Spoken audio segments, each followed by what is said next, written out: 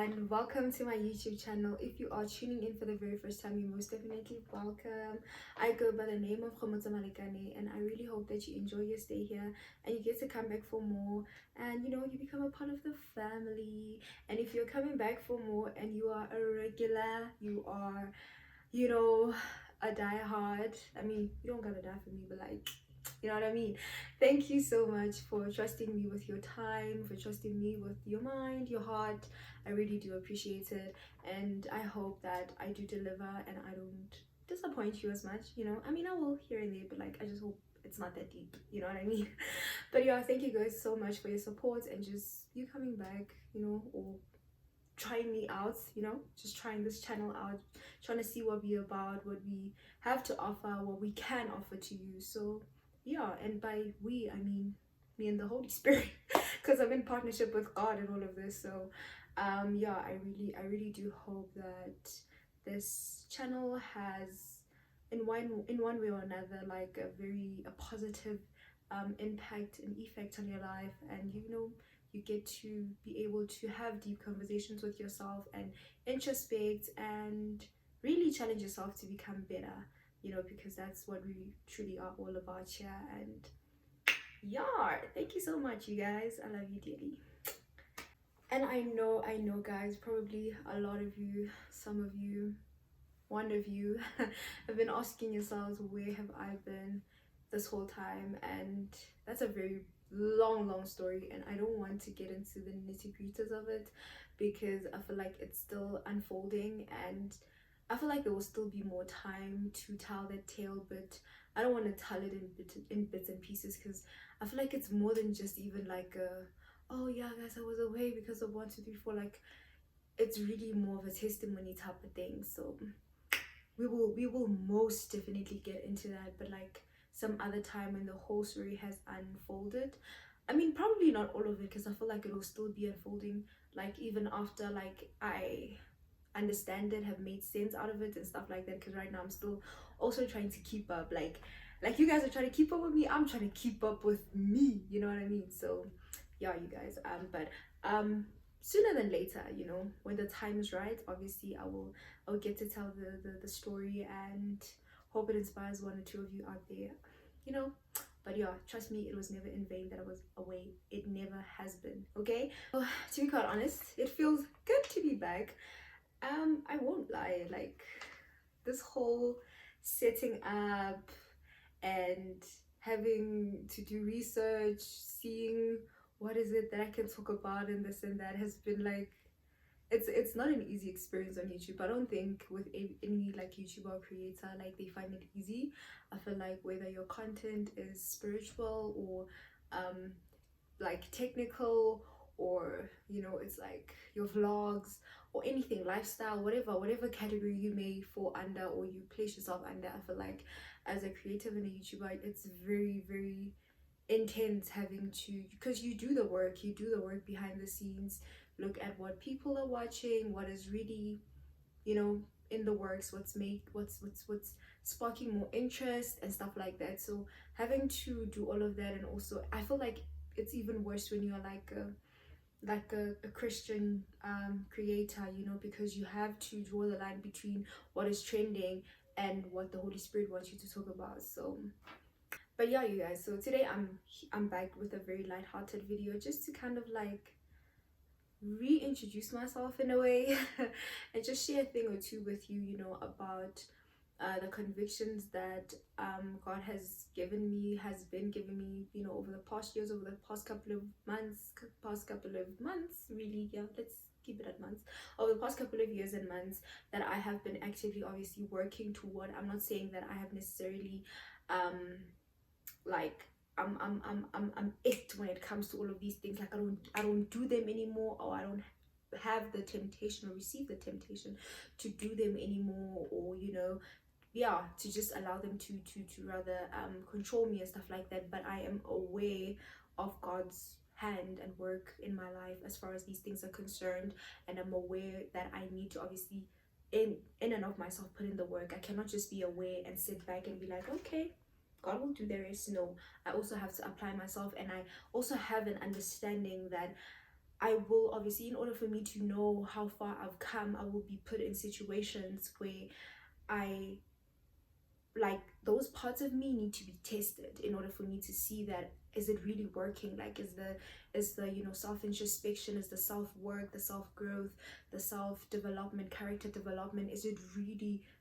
working, or is it just a thing that I think about but I'm not really applying myself? Because trust me, one thing about working towards something, be it you just trying to enhance your life, become a better person, become a better human to be around, you will have to be put in situations, in positions where you have to actively, or not have to, but like where you will be kind of tested in a way to see if whether or not your character development and work on self is actually like is improving, or it's getting anywhere. And improvement doesn't mean perfection. It just means that when you find yourself in those situations, where you're being tested, you are able to say, hey, I don't think I'm actively working towards this as much as I should, or I don't think I'm applying myself well in this as often as I should, um, or against, maybe being like, hey, actually, I've overcome this, I'm on the other side of this, I no longer do this as often as I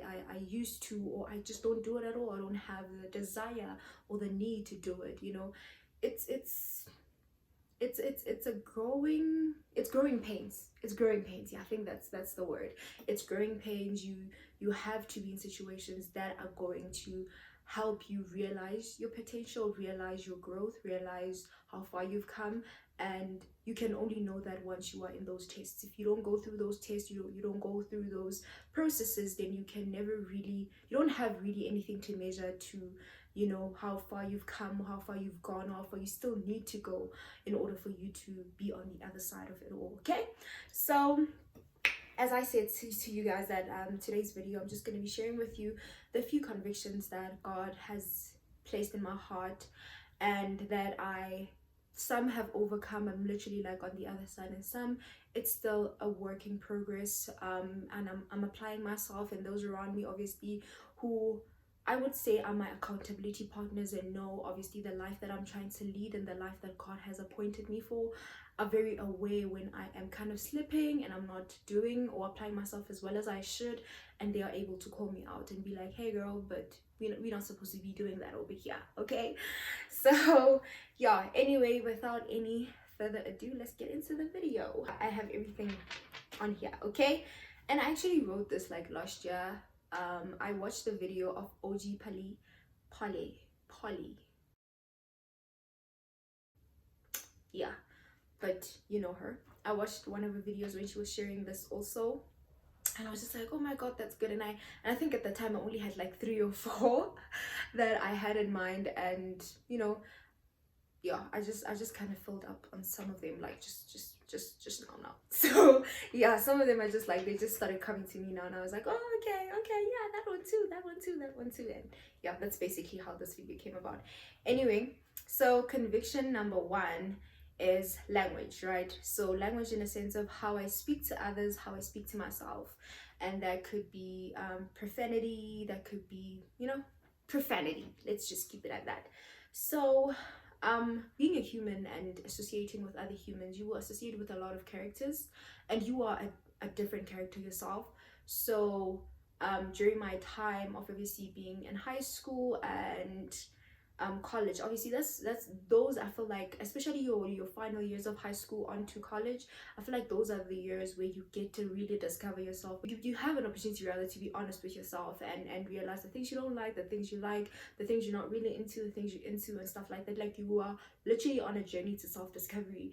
And I feel like for me, when it comes to language, I used to use profane a lot, mainly because obviously the people you hang around with play a major role into the character that you are and the character that you become, especially when you spend so many hours with certain people and stuff like that. I'm not saying that I am holier than thou or anything like that. As far as your character development and character building is concerned, I feel like one thing that I can tell you is that be very cognizant of the people you spend your time with and you spend your days with. Like, what are you talking about? What are they pouring into you? Because whether or not you are intentionally trying to absorb anything that they're saying, you are in a space where you are going to absorb, you know, like by virtue of you just being present, you are going to be, you're just going to absorb whatever that they pour into you, or you know, say around you and do around you and things like that. You will eventually become like them, especially if that's not who you're trying to become, or it's who you rather are trying to step out of. Then you have to also be intentional about stepping out of that without, you know, tiptoeing around that. So anyway, back to basis. Language for me, I think, um as I said, I started becoming aware of, you know, profanity and how I didn't like the usage of the language in and of itself, and how I didn't really appreciate it, you know, during my final years of high school onto my early years of college. You know, I used to be around a lot of people who use profane, and not necessarily my friends, just people I used to, you know, gel with very well and connect with very well, like enjoy each other's company and stuff like that. And I remember, like, there were certain people who couldn't literally finish not even like a paragraph, a sentence, without like using profanity. Like, whatever sentence, there just has to be profane, profane, profane. And it started getting to me. And that's one thing about the Holy Spirit, when you know that the Holy Spirit is dealing with you, when certain things start bothering you, and things that used to be like a norm to you, you know. And I feel like for me, um when the usage of profanity would just bother me, I would just be like, oh my god, like I would feel so cringe. It wouldn't be even like a judgmental kind of like, you know, botherment. Is that a word? Is that a word? Guys, is that a word? If it's not, please correct me down in the comment section. But like my level of discomfort would even not come from them using the language. Like, it wouldn't be like a from disgust in and of itself, like I'm disgusted of them, or I'm judging them, or I hate them, oh my god, why would you use such a word, or whatever. But it would be more of a, ugh man, shame. Like I feel like there's more to your vocabulary than that, you know. Like, it will be more of a like sense of concern more than it was a sense of judgment or anything like that. And I remember on my like on my journey in varsity, like I would call out most of the people around me, but like not obviously in a judgy way or whatever, but like whenever they would like be talking, and then a profane word just pops out of them, and I'd be like, language, and they'd be like, sorry. Sometimes you even get to a point where they would literally correct themselves, like literally after saying the word, they'd be like, oh, sorry, I meant to say this, that, and the third. And I don't know, I hope, I mean, you know, if I've ever had an encounter with you in college, I just hope I wasn't like a difficult person to be around. I also had to be mindful of who and what I want to be around, and I respected those around me, and I hope you guys felt respected by me. And if not, I'm really sorry.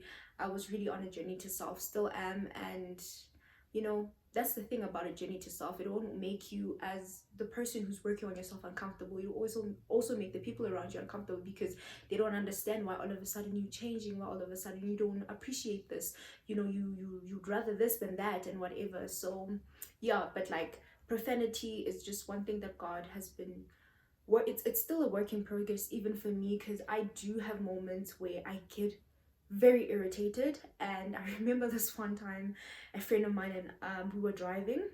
I was obviously on the passenger seat because I'm a passenger princess per, and this one driver was just, they were just out of line really, and I was getting so agitated, and I got like road rages, like I was the one who's driving, and I said this profane word, and my friend was like, girl, what's wrong with you? And I was like, I'm sorry, I'm just so irritated. And they were like, no, like you cannot be acting like that. And I also obviously got convicted as well, and I understood it wasn't coming from a place of judgment, but it came from somebody who obviously knows me, knows my journey, knows who I've been called to be and who I have to become. And certain character traits and certain things that I say and do can become a detriment to me fully reaching that person and being her, you know. So I'm very grateful obviously for those people around me who are able to call me out and be like, hey girl, we're not doing that over here. So in that moment, obviously, that's when I realized, okay, I'm still a work in progress, so I don't use profane just for leisure. But there are moments where obviously those tests that I was talking about in the beginning of the video, when I introduced the video, that obviously do come, and they they kind of get to me, you know, and the words just pew, they just go, you know. I mean, it's not a cute thing, obviously, but as I said, I've never been called out by people who are judgy. I've been called out by people who know my journey, who know my potential, who know what God has called me to be and do, and they care for me, and they want to see me win.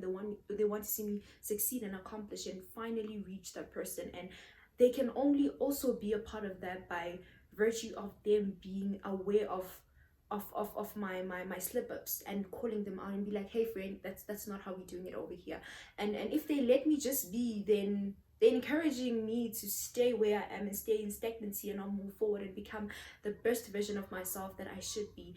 And I guess even at the, like, somewhere in the middle of the video, when I was talking about the people you're around and stuff like that, I was just meditating on the book, not just, but like a month ago, I think, on the book of Proverbs. Actually January, the whole of January, I meditated on the book of Proverbs, and it speaks a lot about the kind of people you keep around, that you become who you spend most of your time with. You become what you spend most of your time with at the end of the day, you know.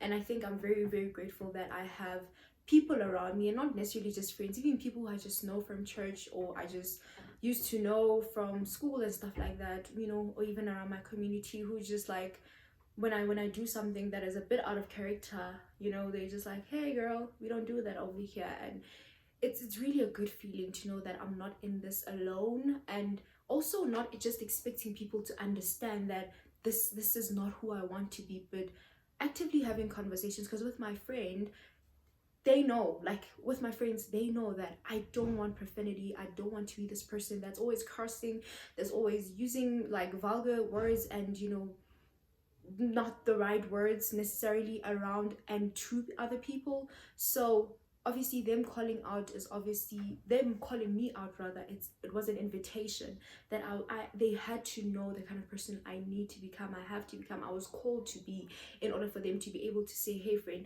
look, I got you, I'm with you in this. So you need to obviously pray to have such people. I don't think I really prayed. I think God just likes me so much, you know, because I feel like when it comes to the kind of friends that I have, I don't think I really had to like do much praying, as far as, you know, them calling me out is concerned, and them saying, hey, this is wrong and I don't think this is it, and, you know, maybe let's see it from this angle instead of that angle. But yeah guys, another one, I feel like another one that's literally, that has my age group on chokehold, has to be music and television.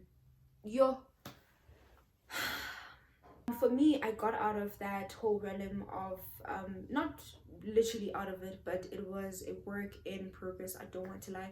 But I got out of music my late years of high school, which is like grade 11, 12, somewhere there.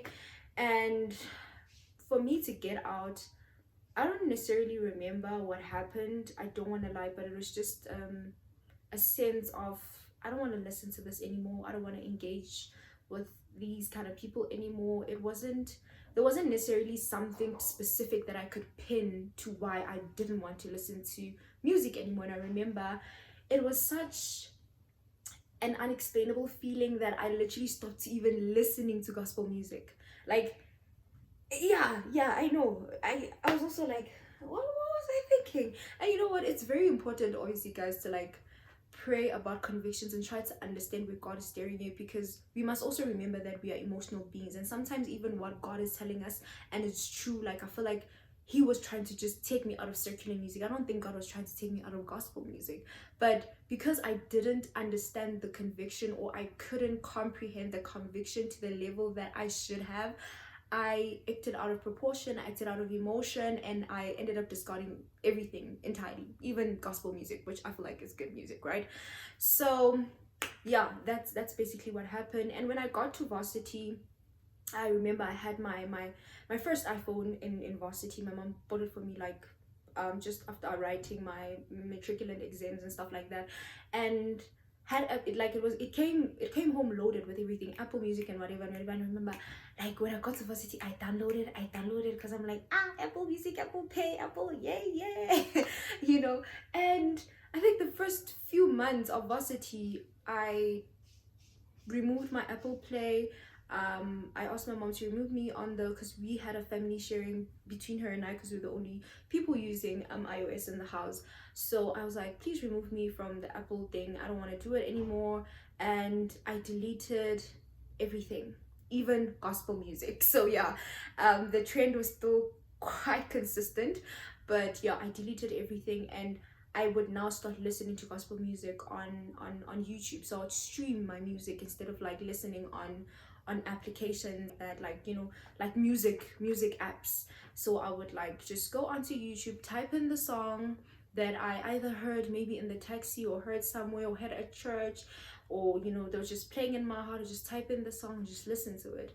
And I've been doing that ever since. Like, I've been doing that for a long time now. Like, I haven't had Apple Music in a while. Like, it's been years. It's really been years that I haven't had Apple Music. I listen to my gospel music on YouTube, and I also listen.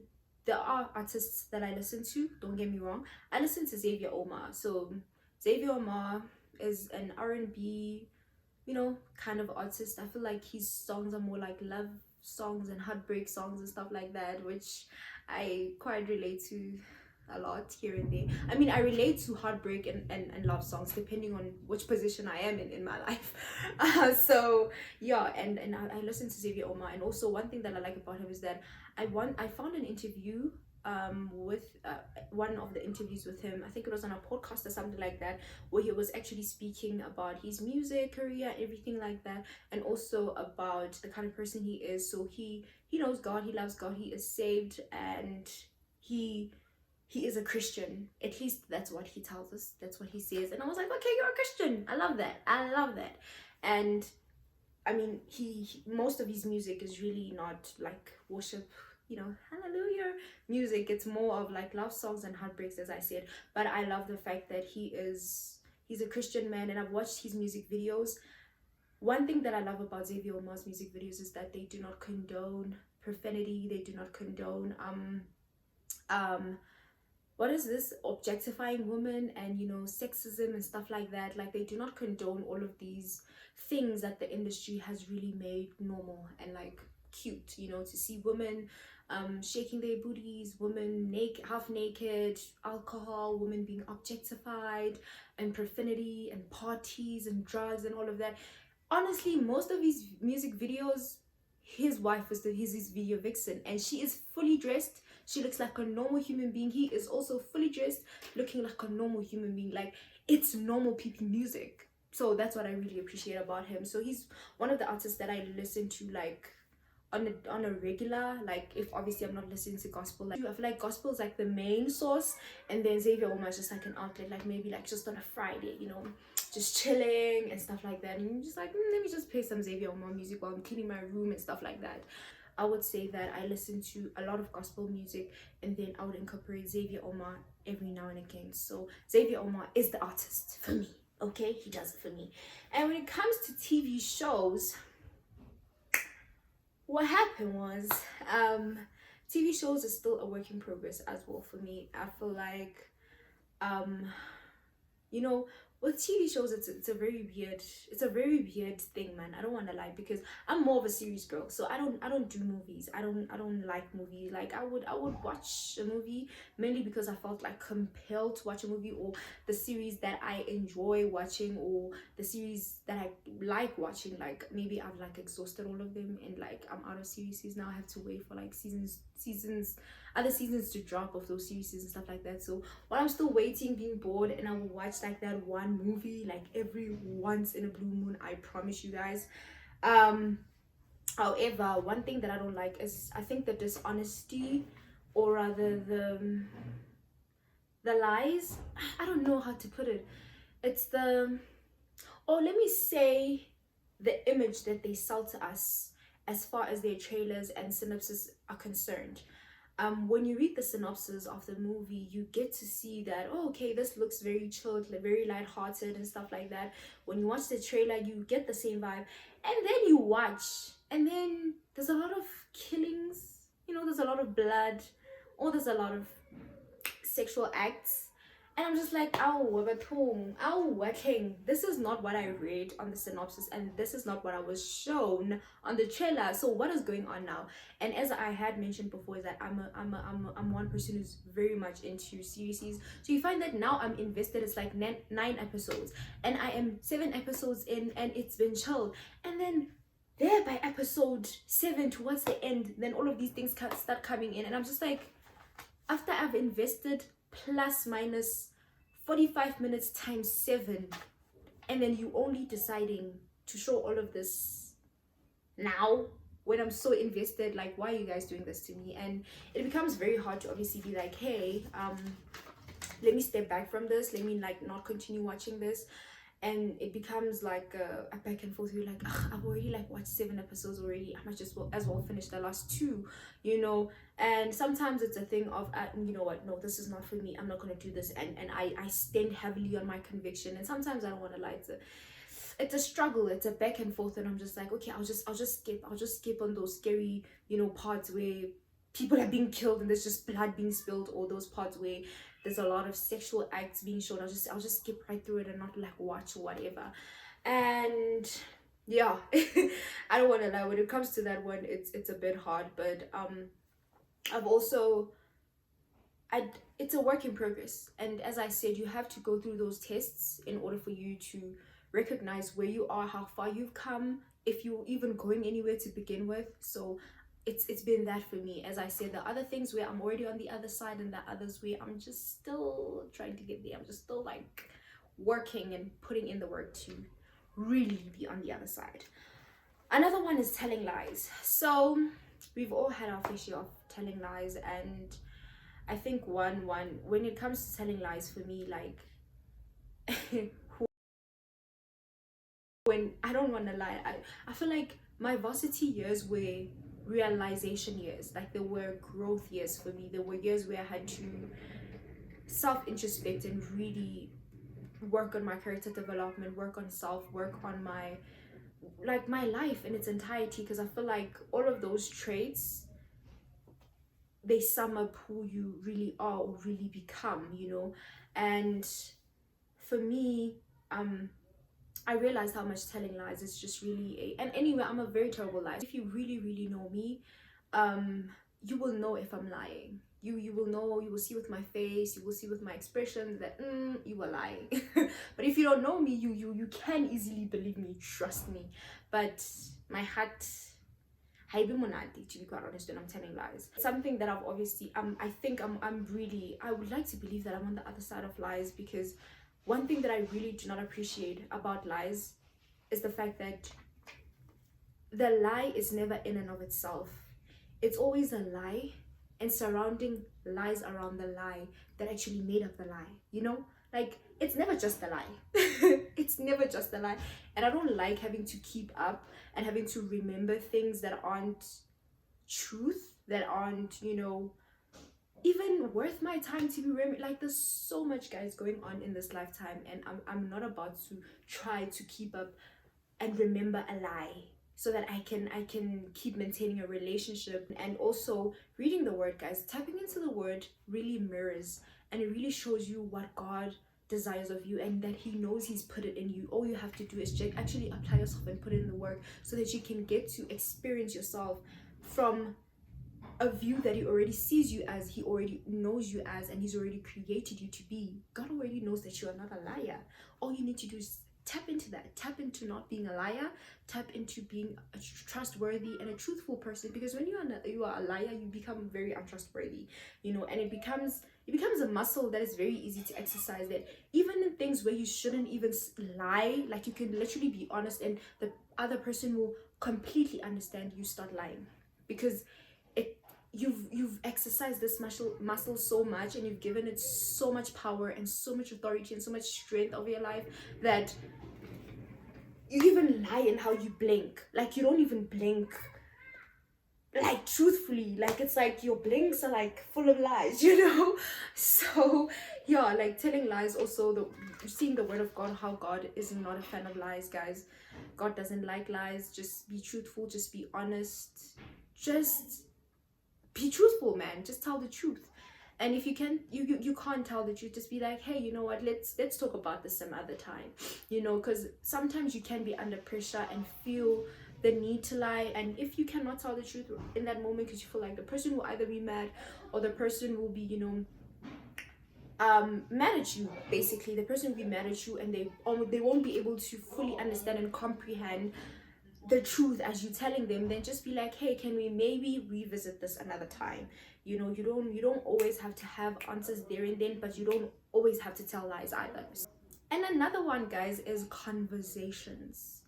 Another one is conversations. The kind of conversations I have with the people around me, and the kind of conversations the people around me have with me.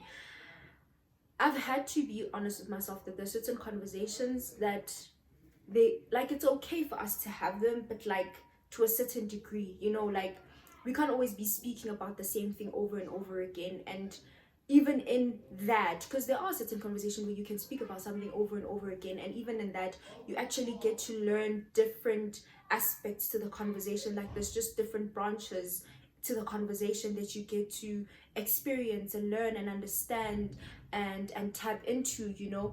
And there are certain conversations that are very redundant, like it's just always the same thing over and over and over and over again. There's no growth, there's no impact, there's no realization, there's just nothing. There's no character development, there's nothing. Like it's literally just a conversation that's not taking you anywhere. If anything, it's draining you. And with this, I've had to be very honest with myself and really ask myself, well, okay, am I having these conversations to make the person comfortable and happy, or am I really even enjoying having these conversations? Is this person growing from this conversation? Am I helping them realize parts of themselves that they need to develop and work on and grow? Am I growing from this conversation? And I sometimes find myself obviously in situations where you find that these conversations are being had, and I either have to remove myself from the conversation and the whole group at large, or I try my best to stir the conversation into a totally unrelated and different topic, so that I don't have to continue having the conversation, because I'm realizing that it's pretty much a back and forth. Like nobody's going anywhere in this conversation. Like there's no growth, there's no realization, there's nothing really substantial that's being unpacked as far as this conversation is concerned. So realizing that there are certain conversations that will be had, but they need to really carry substance. Like we can't always be talking surface level things all the time. Like it's always surface level. And one thing about me, anybody that has really like met me and knows me, I'm a very deep person. Like everything is deep. Like I can never, well, I try my best. I really don't want to lie. That's why I don't even like having like short conversations with people, or you know, just like talking just to get by. Like I'd rather like say hi and move on, or say hi and we unpack something like really deep. I've been learning, I'm on a journey to learning, as far as, you know, having deep conversations, not deep, like light-hearted conversations with people, and being okay with that. But like it can't always be light-hearted, like every day, or it's always not growing me in any way, or it's instead taking me back to sin. Like for instance, in varsity, you know, as I said, I knew a lot of people, and I hung around with a lot of people, in as much as I had friends, you know.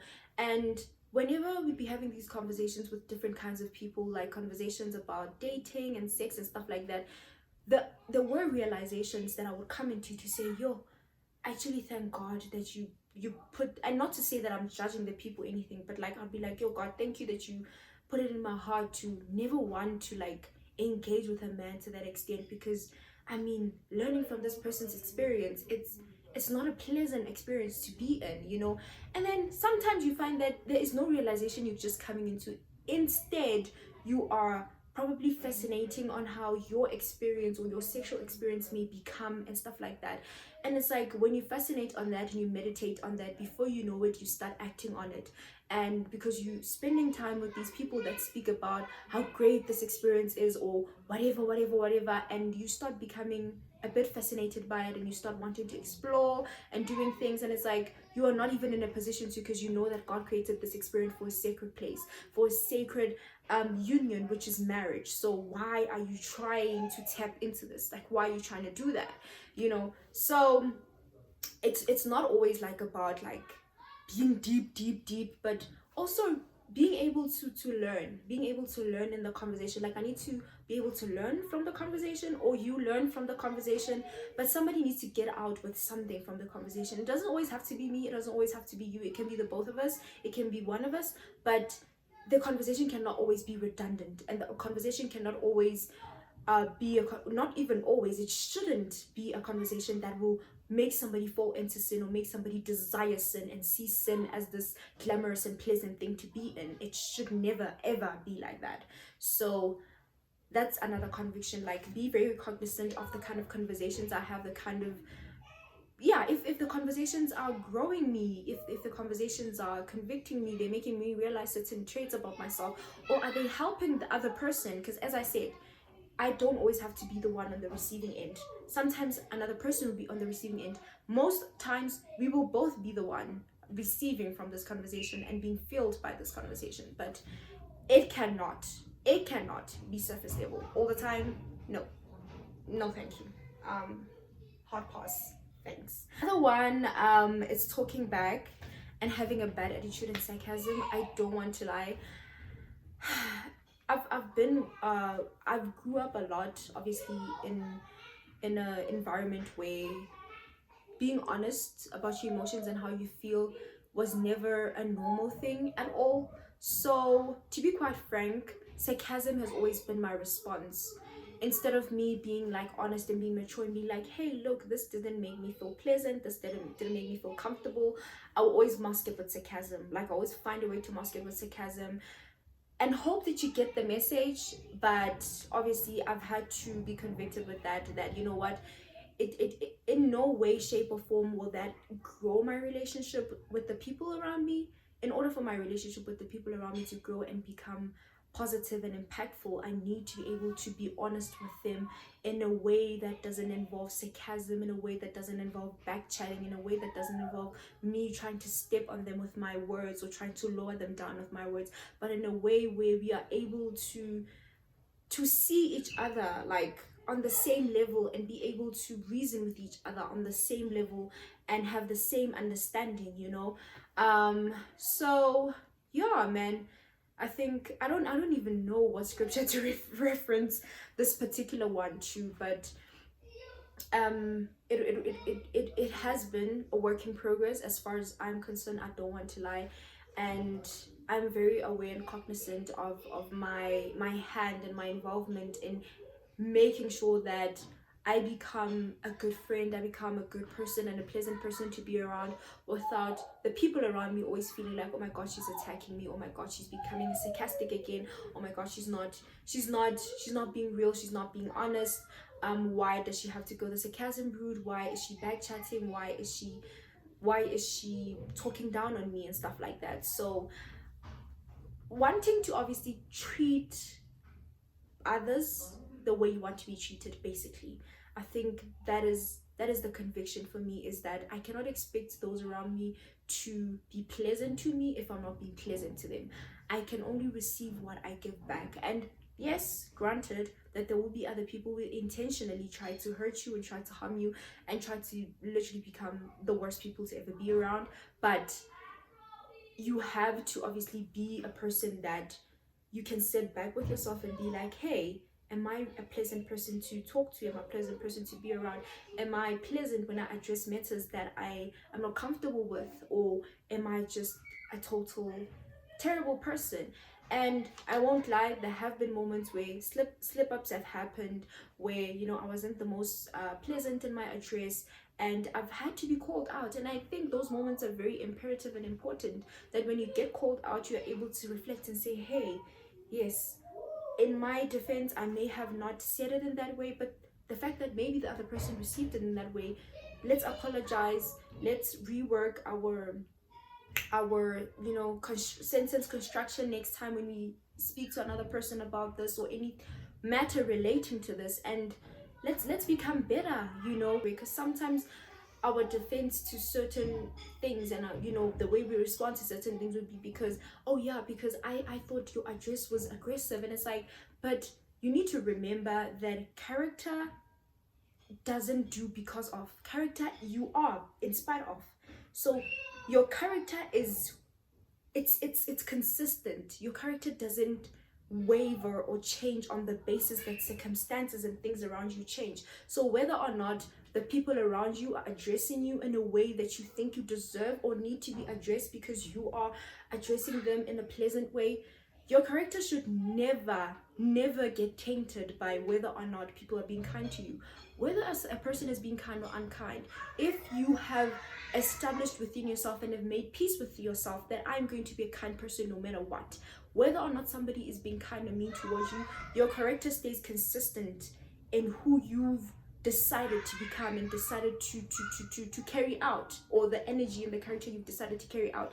You don't change because of. Character is never because of, it's in spite of. In spite of that person being mean, I'm still going to be kind. In spite of that person lacking decorum, I'm still going to carry out decorum and still carry out being this nice person and carry out the basic standards of just being a decent human being to be around. And also another one is inheriting illnesses, like having this thing of saying, and I know like sometimes we use language because it's grammatically rather correct and it makes sense for you to say it that way, but I feel like in my position, being a child of God and trying my best to not make something about me or identify myself as that thing, in this case it will be if like I have a headache, instead of saying I have a headache, I'll say I had a headache, because even though it's there, I don't want it to be there. I want it gone, and I'm not going to inherit it as mine. It's not my headache. I'm not trying to have that headache, okay? So inheriting illnesses and be like, I have this thing. I am learning every day and I'm trying my best, and it's very hard when I'm with my kind of people and the people that understand my language and how I speak. Obviously use the past tense and whatever, but 9 out of 10 times I find it very daunting to try to explain to a new person, or not a new person, or a person who doesn't necessarily understand me, because we don't have that kind of a relationship to say, hey, I had a headache, and they're like, wait, do you have a headache, or do you have, like, did you have a headache? And I was explaining, no, the reason why I mention it in past tense because of 1 2 3 4, no, like sometimes I just say it like that, but 9 out of 10 times I always try to speak about my illnesses and my circumstances in past tense, instead of making them a present thing and making it a thing of, I have this thing and this thing is mine. Oh my God, I have a headache. I inherit a headache. I don't want to have that headache, okay? So I've got to speak about it like it's in the past, because God said, by his stripes I am healed. Okay, so healing is already my portion. Healing is not something I need to go and look out for. It's already in me. It's established in me. All I have to do is live it through. So I'm going to say I had a headache because I believe that I'm already healed. In Jesus' name, amen. Another one is prematurely announcing things. I have a very weird way of announcing things. And it's obviously prematurely announcing things and saying things ahead of time. And having read or meditated on the book of Matthew, I realized the importance of not announcing things. In the book of Matthew, it's a trait that we see with Jesus. Jesus never prematurely announced his crucifixion. He announced his crucifixion when the time was right, and even after, he was like, do not tell anyone. When he told his disciples, he was like, do not mention it to anyone, like keep it to yourself. Even when he was healing people, he had this trait and this trend that he would do, where he would be like, do not go and tell anyone that you just got healed.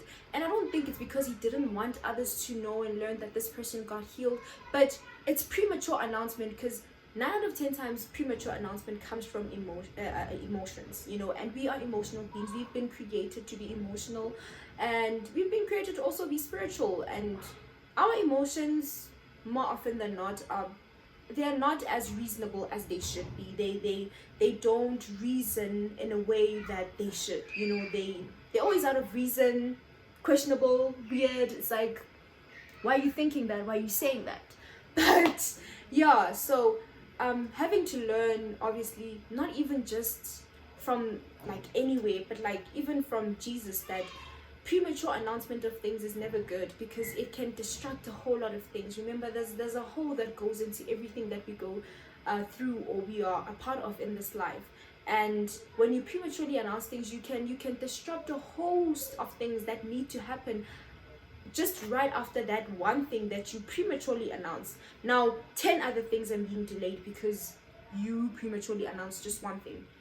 So just learning that I need to obviously be able to sit with my excitement, sit with my emotions, sit with the good things that are happening in my life, even the most not most, but like maybe unpleasant things that I may not understand where they're unfolding into. And then when the time is right, I will find that comfort. I will find, that place and the way to actually properly announce something and say, hey, this is what's happening, whatever, without it being premature and without it coming from a place of emotion and a place of lack of understanding. So also premature announcement come from a place of lack of understanding. So you don't understand what's happening, that's why you just announcing. And then another one is dressing modestly. I don't want to lie, guys. Growing up being a person, you don't have to be a girl or a boy. Just growing up being a person who's often told and molded into believing that you are this thing and that is who you are, and kind of like believing that's who you will ever be. You end up finding so much comfort and so much. It's like you make characterize that thing, and you make that thing your whole entire life, and you build your whole character around that thing. And it's like, without that thing, I am not the person. So if, for instance, you were used to always being told that you're pretty, any day, if you could go a day, like go outside, go to the mall, and there's no man or woman that stops you to say that you're pretty or anything, like compliment you, then you feel like, oh my god, there's something that I did wrong today. I didn't wear the most decent outfit, or I didn't do my hair the way I was supposed to, or is there something wrong with my face? Maybe I didn't put in enough makeup, or I should have put my makeup and stuff like that. And I think for me, that thing has always been my body. I grew up being told that I have a beautiful body, this, that, and the third. I don't want to go into detail because I ain't trying to tempt the brothers, but being told obviously that this, that, and the third is shaped well, it's in the right places, in the right posture. And it's like, I became that. I became my body. So whenever I was never complimented about my body, I would feel like, okay, maybe I was not wearing a jean that was tight enough, that thinking that emphasizes, I don't know if that's a proper word, but that emphasizes or accentuates those parts of my body that I just grew up knowing. I mean, these are the parts of my body that people see and they like them, and they've never seen anything like it before.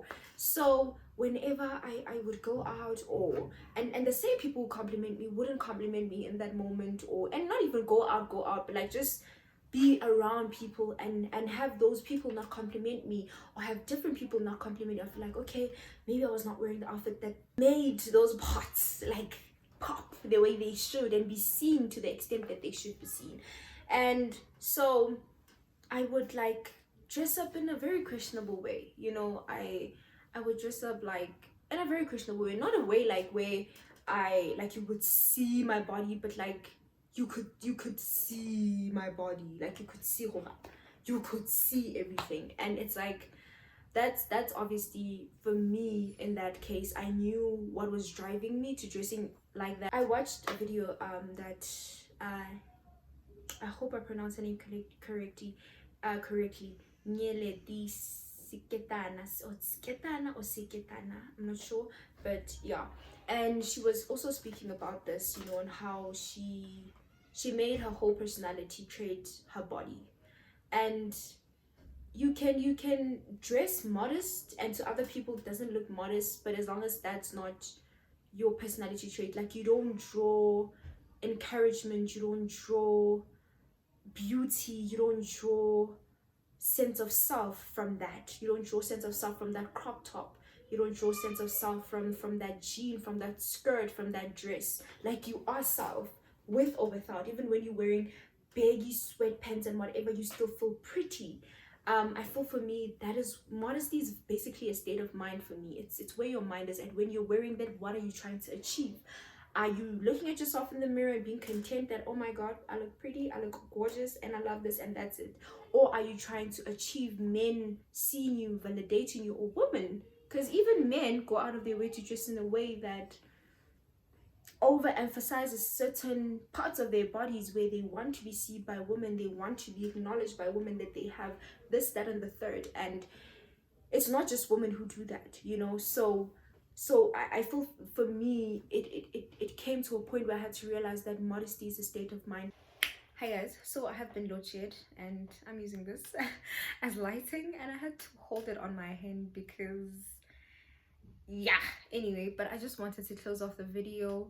I was not done sharing my convictions immediately when load shedding hit us. My video cut, so I'm just coming on here to wrap up this video and just say, if you guys want to hear more convictions that I still have, because I wasn't done, as I had said, please comment down below and I'll make another video to obviously share more of these convictions and my understanding and how I think you can tackle them, because I feel like I was all over the place in the video. I was not just sharing convictions and moving on, like I was here and then everywhere, but it's fine. So yeah guys, just wanted to close off the video and just let you guys know that we are not perfect people. I'm not a perfect person, I'm a work in progress. Even as I sit behind this camera right now, God is still working on me, God is working on my heart, God is working on my character. But the importance of being where God needs you to be, or getting to where God needs you to be, is that you need to come to the realization that you need him, and you cannot do this life thing without him.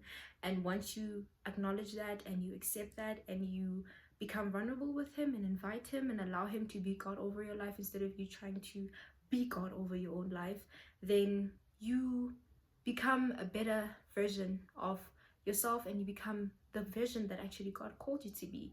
So please guys, don't ever think that Christians are perfect people. We are not, far from it. If any Christian has ever told you that they're perfect, just laugh at them. But anyway, yeah, thank you so much for watching this video and I hope you guys enjoyed it. And if you want more, please tell me, please let me know. Please let me know how is the quality. I'm really trying to improve my quality. I'm trying, but obviously don't say towards the end, yo, your quality, your lighting are, and I told you guys already, load shedding, so la bona, but thank you so much for tuning in. I hope you guys have a lovely day, night, whatever time, day, whatever time that you get to see this. I hope you have a lovely that. And yeah, thank you so much. Love you guys. Bye.